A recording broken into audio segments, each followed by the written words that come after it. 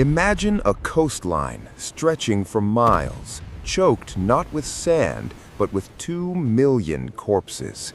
Imagine the largest naval armada in human history, not made of steel and oil, but a terrifying singular purpose, the total annihilation of an empire. This wasn't a nightmare, it was a deadline. In the summer of 1945, American generals weren't looking for a way to end the war. They were looking for a way to end a civilization. The maps were drawn, the troops were staged, and the tiny green plastic figures of the U.S. Army were about to be dropped into a meat grinder so efficient it made D-Day look like a dress rehearsal.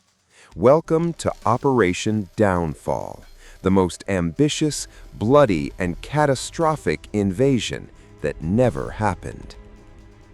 By August 1945, the rising sun was setting, but it was doing so behind a wall of jagged bayonets. The United States had leaped across the Pacific, island by bloody island, but Japan's home islands were a different beast entirely. The Pentagon's planners sat in smoke-filled rooms, staring at dioramas of the Japanese coast, knowing that the green men, the American GIs, were about to face a defense known as Ketsugo. This wasn't just military strategy, it was a national suicide pact. The stakes were simple: total victory or the complete extinction of the Japanese people. The world stood on the precipice of a plastic and powder apocalypse, waiting for the order that would turn the Pacific Ocean red. The plan was divided into 2 terrifying phases. First, Operation Olympic, scheduled for November 1, 1945, X-Day. The target was Kyushu, the southernmost main island. Picture a miniature landscape of jagged mountains and narrow beaches where 35 divisions were set to storm the shore.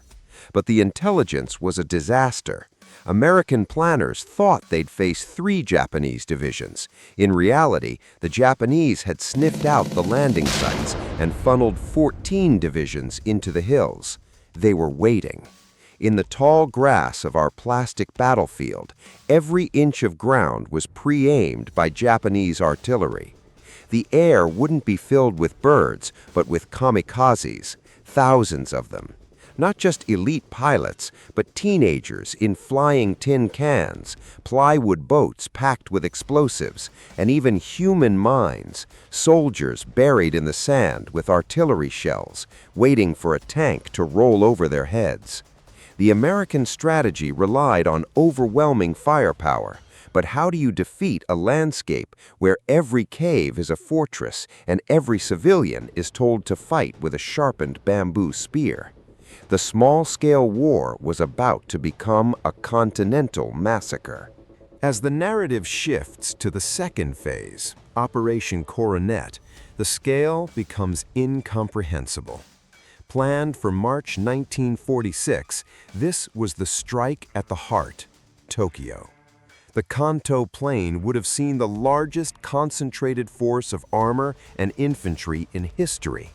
But as the plastic tanks moved inland, they would have entered a city transformed into a labyrinth of rubble and fire.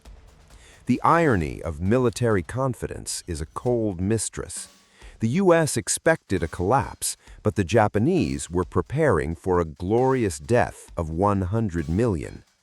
The tension in the war rooms was suffocating.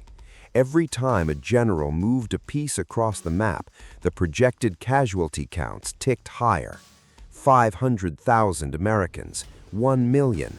The Purple Heart medals being manufactured in anticipation were so numerous that the U.S. military is still using that 1945 stockpile today.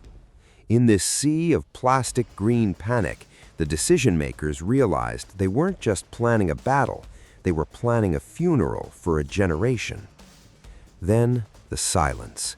2 flashes of light over Hiroshima and Nagasaki did what 1 million soldiers couldn't.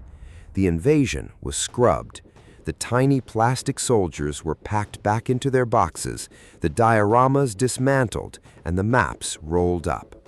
Operation Downfall remained a ghost, a what-if that haunts the halls of West Point. The cost of this ghost story is staggering to contemplate. If the invasion had proceeded, the Japan we know today, the neon lights of Tokyo, the tech giants, the culture, would likely not exist. It would have been a wasteland of scorched earth and mass graves. We often speak of the atomic bomb as the ultimate horror, but in the cold logic of 1945, it was the horrific alternative to an even greater tragedy.